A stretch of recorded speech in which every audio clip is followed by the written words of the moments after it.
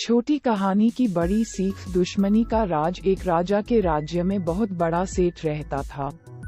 उसके पास अपार धन था।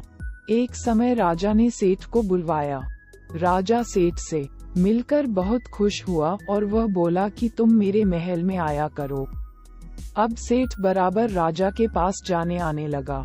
धीरे धीरे दोनों में गाढ़ा प्रेम हो गया। दोनों में कोई कपट भी नहीं था। दोनों निष्कपट थे। दोनों का ये प्रेम बहुत दिनों तक रहा। एक बार की बात है, सेठ और राजा में बात हो रही थी। बात के दरमियान राजा ने कहा कि मैं चंदन का एक मंदिर बनवाऊंगा।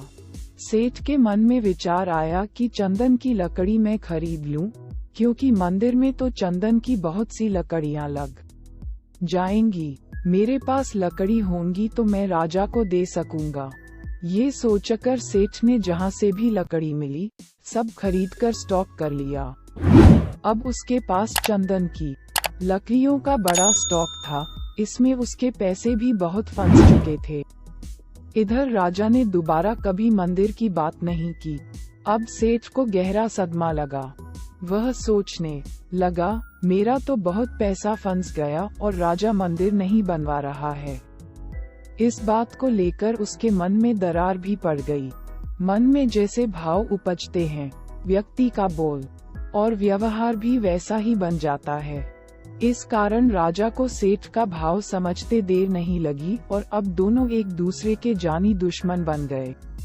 लेकिन अचानक विचारों में परस्पर पैदा हुए दुश्मनी के विचार पर भी राजा समझ नहीं पा रहा था कि इस दुश्मनी की जड़ क्या है।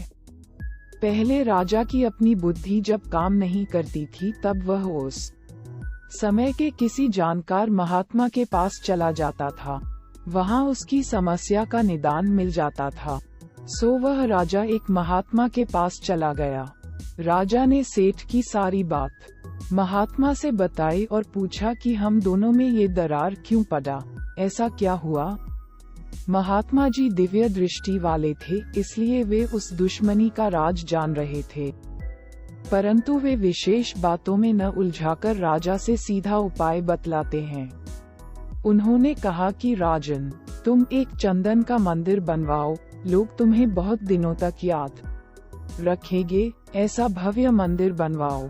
अब राजा ने घोषणा कर दी कि चंदन का मंदिर बनवाऊंगा। चंदन की लकड़ी लेने के लिए राजा के आदमी चल पड़े तो लकड़ी केवल सेठ के यहाँ मिली। मंदिर का काम शुरू हो गया। इतनी लकड़ियाँ लगी कि सेठ की सारी लकड़ियाँ मंदिर के काम आ गईं। अब मंदिर तैयार हो गया। अब इधर सेठ जी का भी सारा फंसा पैसा वापस आ गया था। अब सेठ की सारी चिंता दूर हो गई थी, इसलिए अब उसके मन राजा के प्रति दुश्मनी का भाव जाता रहा और दोनों फिर से दोस्त बन गए। राजा को महात्मा ने समझाया कि देखो, यह माया की छाया है। निष्कपट रहो, कोई दुराव छिपाव न हो तो दोस्ती निभ जाती है, नहीं तो ये दोस्त दोस्त को अलग कर दे। मित्र मित्र, सहेली सहेली, नाते रिश्ते में खटास पैदा कर दे। पैसा मिल जाए, हिसाब पूरा हो जाए तो सब दुश्मनी खत्म। स्वामी जी महाराज कहा करते थे कि देखो, इसी पैसे की वजह दोनों के बीच कितनी दरार पड़ गई। मंदिर तो कर्जे को अदा करने का एक आधार था। सच्चे महात्मा कर्मों का लेन देन चुकाने के लिए कोई आधार खड़ा कर देते हैं। इससे देने वाले का देना और लेने वाले का लेना पूरा हो जाता है। ये सूक्ष्म विज्ञान आपको क्या पता। अब देखो, महात्मा थे तो दोनों का झगड़ा कैसे खत्म कर दिया और फिर दोनों कैसे मिल गए। जय गुरुदेव।